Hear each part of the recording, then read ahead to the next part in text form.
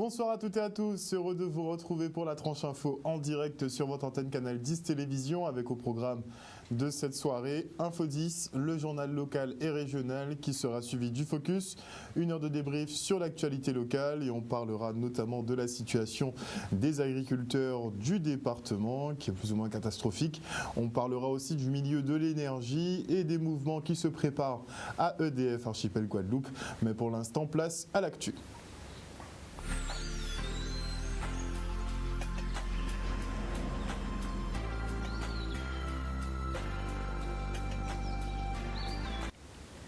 Nous sommes le mercredi 9 décembre 2020 et on débute l'actu avec une triste nouvelle puisque les ressortissants haïtiens en situation irrégulière ont été expulsés du territoire par charter tôt ce matin.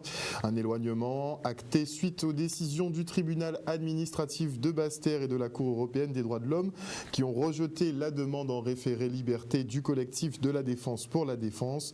L'opération, selon eux, s'est déroulée sous le contrôle étroit d'un juge dans le strict respect des règles de droit et de procédure. Et après avoir remercié Gabriel Foy, la Chambre des métiers d'artisanat de Guadeloupe erre comme une poule sans tête.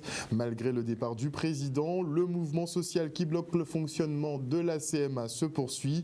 Les grévistes réclament l'application du protocole d'accord signé et le respect des règles sanitaires. Reste à trouver un interlocuteur qui puisse accéder à leurs requêtes. Le reste en images. Les camarades en grève depuis le 19 novembre pour des raisons qui sont justes. Ça, ils ont demandé, c'est qu'un protocole qui est déjà signé, d'accord, ils ont réclamé qu'il est appliqué. Ils ont demandé aussi qu'un protocole sanitaire dans le cas de la Covid, là, nous là, appliqué ici. C'est inadmissible, ça qui a passé là. Ça, nous avons constaté jeudi jour, c'est qu'il n'y a pas ni pour monde en face. Pour monde ne peut pas venir négocier avec nous. Pour faire là, nous mettons en commission, pas de pouvoir. Nous, des gens qui sortent, nous ne savons pas où ils sont sortis, nous ne savons pas si on a pouvoir. Et pour faire là, même qu'à jouer la montre, c'est inadmissible, ça qui a fait là. Ça pas doit être fait, d'autant plus qu'on a encore rappelé que c'est la Chambre des métiers, les 3 sites en grève et la Chambre des métiers qui a fait formation à Jeunesse Guadeloupe. Donc nous voulons savoir quand il a fait ces jours-là pour faire cette situation ça arrêter. Nous avons négocié pendant une journée pratiquement de 8 heures de temps et nous tombons d'accord. Nous tombons d'accord pratiquement si ça nous avons négocié. Alors venir pour nous signer un protocole de fin de conflit en délégation à CMA France rentré puisqu'il était arrivé directement le jour là ça et là nous faisons en séance pour nous venir signer. Il dit nous que le président n'a pas une délégation pour y signer. Donc évidemment ils nous fait consulter la préfecture. Ils ont consulté la préfecture hier toute la journée et ils ont envoyé un autre protocole qui n'a pas rien à voir. Et ça. Aujourd'hui, nous avons une commission président qui n'a pas de pouvoir du tout. Alors, préfet la nommer, il détecte ni pouvoir. Donc aujourd'hui, uniquement si ça nous comprendre l'état des discussions, l'état de la négociation. Est-ce que nous sommes en train de jouer ou est-ce que nous sommes en train de dire que nous problème à la Chambre des métiers faut régler et qu'il faut tout le monde prendre le problème au sérieux. Le préfet là est responsable à toute situation là que nous avons là. Et ça inadmissible car dans le pays quand on nous là, au-dessus là, ni 30%, plus de 30%, près de 60% de jeunes qui sont au chômage et nous avons trouvé des outils aussi importants que ça, fermés par rapport à irresponsabilité à l'État français. Donc, vous matin là, fait des négocier. Là, nous vivons là, nous constatons un agent qui vient menacer nous. Il va y avoir un voiture pour un soi-disant enfermement, puisque nous dit président là, il vient que ni en notre machin, ni en notre condition. Nous d'accord pour négocier, mais pas en disant là, puisqu'il est fermé. Donc, nous proposons cherchant notre côté pour négocier et c'est qui dit nous, il part, donc dans ce cas-là, il quand rentre à Kazaï et il partit. Et alors que tous les points de revendication présentés par les syndicats sont actés, les négociations n'ont pas pu aboutir suite au refus des agents de nettoyer une salle pour finaliser l'accord. Une situation qui dépasse l'entendement et qui a poussé la commission provisoire d'administration à convoquer une conférence de presse. Stanley Manicor était sur place. Une série de personnes qui se disent défenseurs de l'artisanat, qui se disent conscients des problèmes de formation liés à l'ensemble des jeunes de notre pays, ont créé une telle situation qu'on en arrive au point de faire appel aux plus hautes instances des chambres des métiers de France et de Navarre pour que nous puissions tenter de trouver des solutions. Cette grève pénalise énormément les artisans, les apprentis, mais en fait le monde économique. Parce que quand on regarde avec tout ce qu'on a négocié, nous qui venons d'arriver, avec les éléments que nous avions en notre possession, nous avions donné le maximum concernant les revendications. Nous avons travaillé du samedi au dimanche, chacun chez soi, de manière à pouvoir ingurgiter tous les statuts, tous les points juridiques qu'ils veulent que nous appliquions.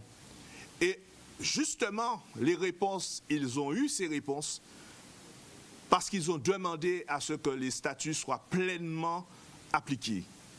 Nous ne comprenons pas aujourd'hui pourquoi, sur le fait d'un seul point de détail, il faut nettoyer notre salle pour que nous puissions avoir de meilleures conditions de travail. Nous arrivons à une situation de blocage. C'est quelque chose de personnel, mais on sent effectivement une certaine, méconnaissance. Ils veulent donner une méconnaissance des textes qui sont pourtant bien définis et qu'on ne peut pas modifier.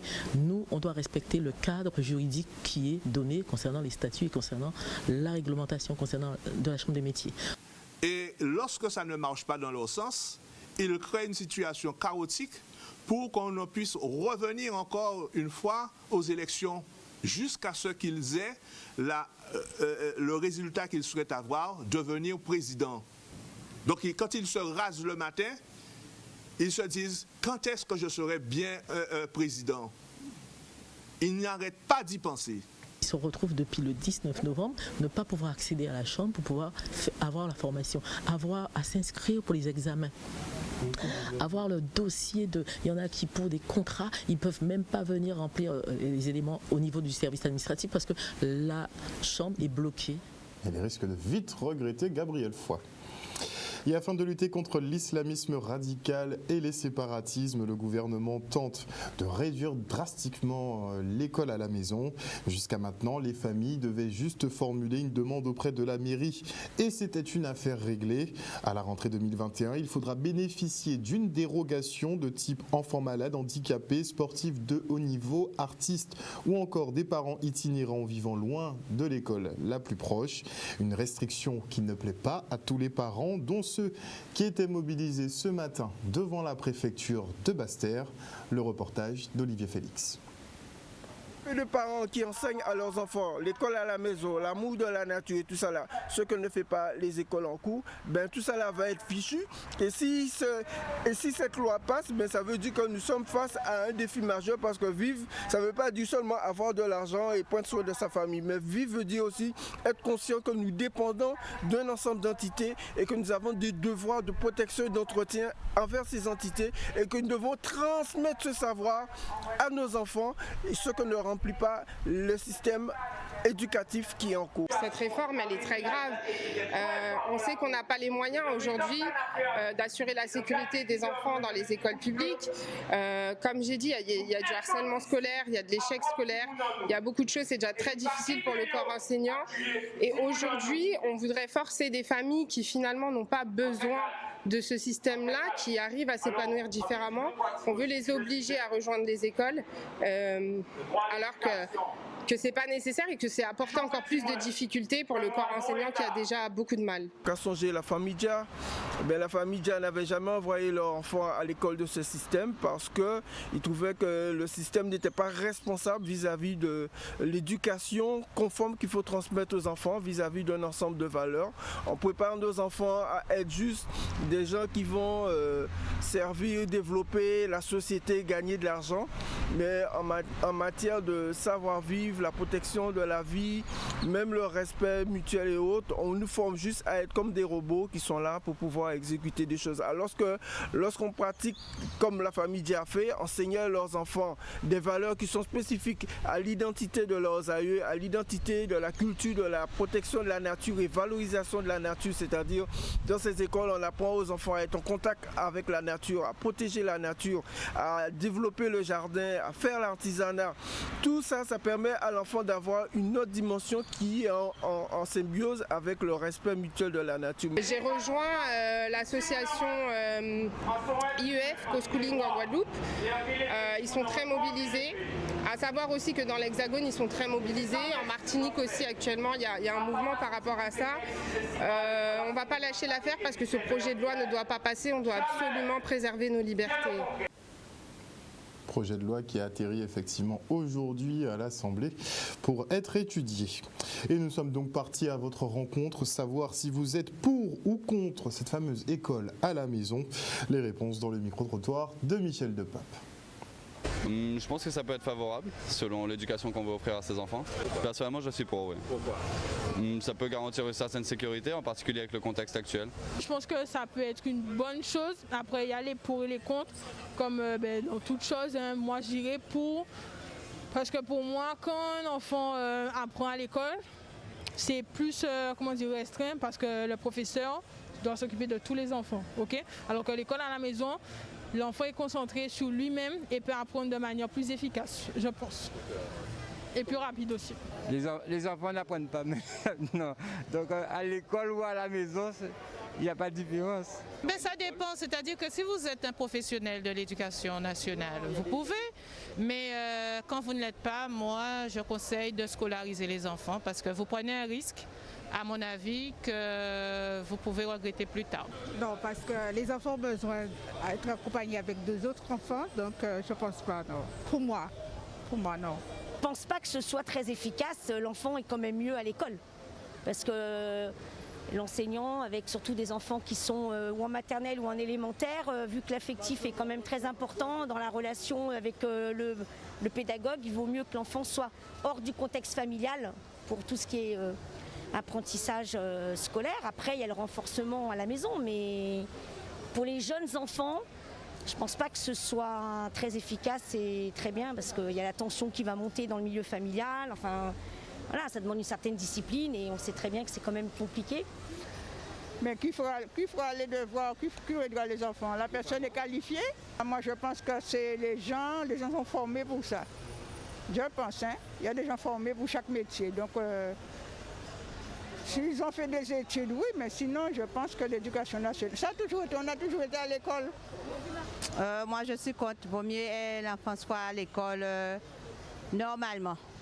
Ma soeur fait l'école à la maison, donc ouais, elle se débrouille pas mal. C'est pas trop une bonne idée. Hein. On n'a pas tous le même, comment on appelle ça, le même apprentissage et c'est plus facile d'être encadré. Et chaque année, l'Éducation nationale consacre une journée pour faire vivre la laïcité dans les établissements scolaires.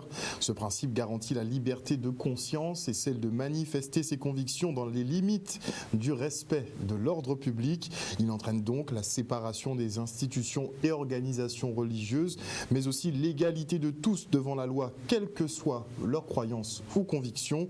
Des valeurs souvent mal comprises par la population. Alors, pour que le message passe au lycée professionnel Augustin Aron de Bémao, les élèves ont travaillé sur la question de la laïcité au travers d'un concours de poésie. Le reportage. Vous savez, nous avons été tous mobilisés par la mort de Samuel Paty et dès la rentrée, nos enseignants ont mis en œuvre une réflexion autour de ce thème de la laïcité, de la liberté d'expression, des valeurs de la République. Et c'était très important que cette journée du 9 décembre, journée de la laïcité, soit un moment fort dans l'établissement. Effectivement, l'affaire Paty était un révélateur aussi d'une situation et montre combien il est important de défendre les valeurs de la République et notamment dans ce cadre la laïcité. Les élèves du CVL notamment, du Conseil de vie lycéenne, ont tout de suite imaginé que ces moments qu'ils avaient vécus en classe, il fallait faire passer l'émotion, il fallait les partager ces moments-là avec la communauté. Et l'idée du concours de poésie est arrivée. Une poésie par classe, c'est un exercice difficile, mais c'est un exercice intéressant parce qu'on apprend à vivre ensemble, on apprend à s'écouter, on apprend à augmenter. Et comme on l'a pu le constater, énormément d'élèves ne savent pas qu'est-ce que c'est que la laïcité. Et ça a permis à tout le monde de comprendre qu'est-ce que c'est, d'avoir la définition et pourquoi ça existe. Utiliser l'art poétique pour transmettre un message est un exercice assez exceptionnel et qui a obligé aussi les élèves à développer énormément de qualités pour le débat déjà entre eux, la compréhension de ce qu'était une poésie, un peu l'esprit de compétition puisqu'il y a un concours derrière, mais aussi toute cette conceptualisation de ce qu'est la laïcité et la manière dont on peut être amené à transmettre un message. Et Maxime Morel a tenté d'interroger la rectrice d'académie sur l'incident qui se serait produit à l'école maternelle du Moule, mais elle n'a pas souhaité répondre aux questions. Et on enchaîne avec cette journée sans jeunes, sans drogue, sans addiction, une journée de sensibilisation aux addictions et aux dangers de la route au lycée de Blanchette à Gourbert, qui était parsemé de témoignages, notamment des témoignages de victimes, mais aussi de forces de l'ordre. Regardez. Sensibilisation qui s'intitule « Sans jeunes, sans drogue, sans accident », doit permettre que l'ensemble des jeunes comprennent qu'il est important de faire attention à ce qu'on fait, il est important de faire attention aux autres, et de ne pas être égoïste, de partager la route correctement en faisant les choses correctement. Et c'est pour ça que nous avons fait venir des intervenants extérieurs comme des éducateurs de rue, des professionnels de santé en addictologie, des gendarmes, des jeunes victimes de la route pour témoigner aux jeunes que c'est important de faire attention à ce qu'on fait, à ce qu'on dit et qu'il y a des règles à respecter. D'accord que pour nous sensibiliser les jeunes des lycées là, parce qu'à l'avant nous son travail qu'ils ont trouvé, que Kenya a retrouvé un chemin là, alors prévenir, faire prévention là avec ces gendarmes là pour qu'ils comprennent que la rue là c'est pas un jeu quoi. Nous venons voir les jeunes en force aujourd'hui là. Pourquoi ils ne pas être comme nous quoi. Parce que ça n'est pas ni mental, des bois encore cassés. Ces échanges étaient très fructueux puisqu'on a eu vraiment des jeunes qui connaissaient, en fait, qui avaient déjà partagé leur représentation par rapport à l'addiction. Donc on a pu en faire mettre du lien et surtout faire sens avec eux sur les problématiques, mais surtout sur leurs compétences psychosociales, leur capacité à agir, leur capacité à dire oui, leur capacité à dire non, et surtout à comprendre qu'ils ont un capital santé, qu'il faut le préserver et qu'il ne faut pas, avoir peur de demander de l'aide ou d'être encouragé dans leur démarche. Sensibilisation, il faut faire des journées comme ça, plus souvent Guadeloupe, pour la jeunesse Guadeloupe, pour le monde même peut ouvrir. Nous avons comme principe, comme valeur que nous voulons inculquer à nos élèves, le respect, l'effort et la responsabilité. Et donc, compte tenu de ce que nous entendons, beaucoup de jeunes qui font des accidents, qui participent à des courses sauvages, donc nous voulons montrer qu'en Guadeloupe, tous les jeunes ne sont pas comme cela et qu'il y en a qui respectent les règles, qui font les choses correctement. Et au lycée de Blanchette, nous voulons que nos élèves soient des vecteurs de bonnes paroles, on va dire entre guillemets, pour faire en sorte que les amis qu'ils vont rencontrer pendant les vacances, la famille qu'ils vont voir, quand ils seront réunis, ils puissent leur dire attention les gars, on a écouté des professionnels, ils nous ont donné de bons conseils et nous voulons aussi faire la même chose avec vous parce que c'est l'avenir de la Guadeloupe que nous préparons, c'est le futur de notre société que nous préparons, donc il faut que notre jeunesse soit bien formée, bien informée pour justement qu'on voit qu'en Guadeloupe, nous avons des jeunes qui se battent, qui font les choses correctement. Un reportage d'Olivier Félix qui relance effectivement la polémique autour de l'installation d'un circuit, que ce soit une piste super motard ou un petit circuit de course ici en Guadeloupe qui pourrait éviter justement les rodéos sauvages. Et parlons maintenant de la rénovation urbaine de la ville de Pointe-à-Pitre qui se poursuit et franchit un nouveau palier aujourd'hui. Après la démolition des bars Henri IV, les travaux de démolition de la cité Chanzy sont lancés. 400 familles ont d'ores et déjà été relogées ces 6 dernières années avant d'entamer des travaux de désamiantage pendant 1 an. L'heure maintenant est à la destruction, un moment d'émotion pour les anciens locataires qui voient une partie de leur vie réduite en poussière. Le reportage de Maxime Morel. Ça fait mal, c'est toute une vie qui s'en va. Je suis arrivée lundi pour voir cette démolition et régulièrement je demandais comment va Chanzy, est-ce que Chanzy est toujours debout? On me disait non, c'est pour cette année, c'est pour pas cette année.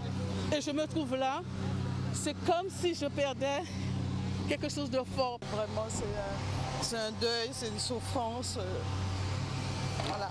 Il y a un certain déchirement de voir qu'un morceau, une partie de la vie de certaines personnes qui est rasée, mais sachant l'état d'insalubrité qui régnait dans cet immeuble, je suis consolé. Je me dis que voilà, il m'est offert une page blanche et je vais devoir écrire une histoire. Et dans cette histoire, je mettrai de la couleur, je mettrai du vert surtout, et je mettrai des lieux de vie qui offrent un meilleur confort. C'est un projet qui a démarré il y a bien des années, parce qu'avant d'en arriver à la démolition effective du bâtiment, il y a toute la phase de relogement qu'il vous faut pouvoir gérer. Donc c'est une opération de relogement qui a démarré il y a maintenant plus de 6 ans. Donc preuve que effectivement les opérations d'aménagement sont relativement longues et qui effectivement permettent 6 ans après d'en arriver aux travaux. J'ai vécu là depuis petit. Moi je suis né en France et avec la cité a connu et beaucoup de gens connaissent encore. Vous voyez, comme les grands, les petits, les moyens, les vieux. J'ai aidé mamie à apporter la bouteille de gaz, tu vois, j'ai fait beaucoup de choses. On est à peu près sur 4 à 5 mois de travaux. Donc une première phase de démolition, grignotage, qui va durer jusqu'à peu près la fin du mois de janvier. Et ensuite, le gros travail, ça va être d'évacuer les gravats de béton. Beaucoup d'histoires même, c'est pas un petit, beaucoup d'amour, de tout. Ah ouais, une grosse histoire même. Ah oui, très bon. C'est mon meilleur souvenir en Guadeloupe. Belle histoire d'amour qui arrive à sa fin. Voilà, chers téléspectateurs, nous sommes arrivés au terme de ce journal. Merci pour votre fidélité. N'oubliez pas que sur Canal 10 Télévision, vous faites l'information que nous diffusons. Le journal local revient demain à 18h30. Passez une excellente soirée à l'écoute de nos programmes. Bisous.